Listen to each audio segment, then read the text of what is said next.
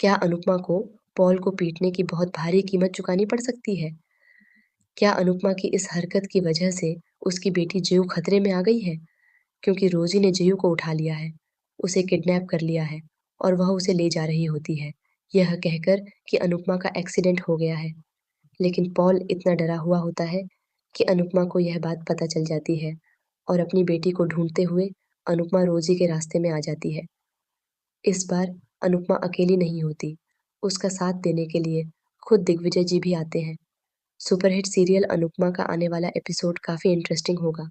आपके favourite show के favourite episode में दिखेगा कि अनुपमा ने सोचा था कि पॉल को मारकर उसने अपने लिए सारी परेशानी खत्म कर दी, लेकिन उसे नहीं पता कि उसकी एक वाइफ रोजी भी है, जो अनुपमा के लिए बहुत बड़ी मुसीबत बन सकती है। रोजी ने बहुत बड़ी चाल चली और वह अनुपमा की बेटी के पास जाती है।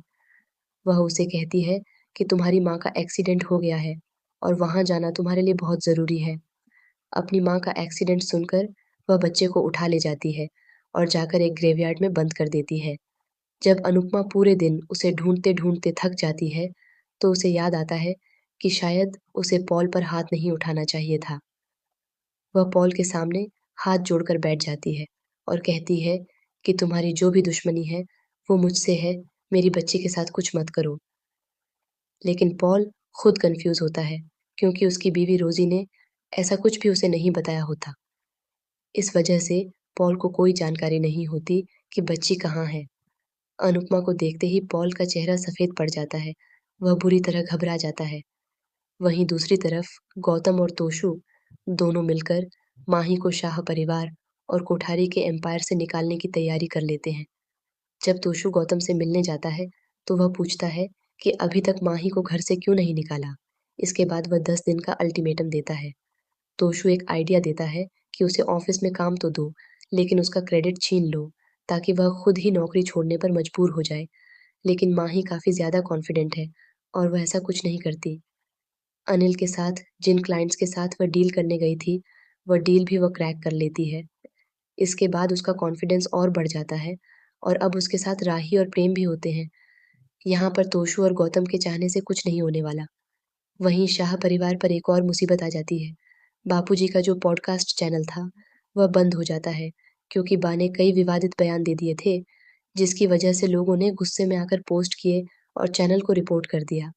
वसुंधरा भी एक कदम आगे बढ़ती है और माही जो डील लेकर आई थी, उसका पूरा क्रेडिट अपने बेटे को दे देती है, जबकि माही को कुछ नहीं मिलता। इस बात पर राही फिर से आवाज उठाती है। अब घर के लोग राही को देखकर डरने लगे हैं, क्योंकि उसे देखकर ऐसा लगता है जैसे अनुपमा ही वापस आ गई हो।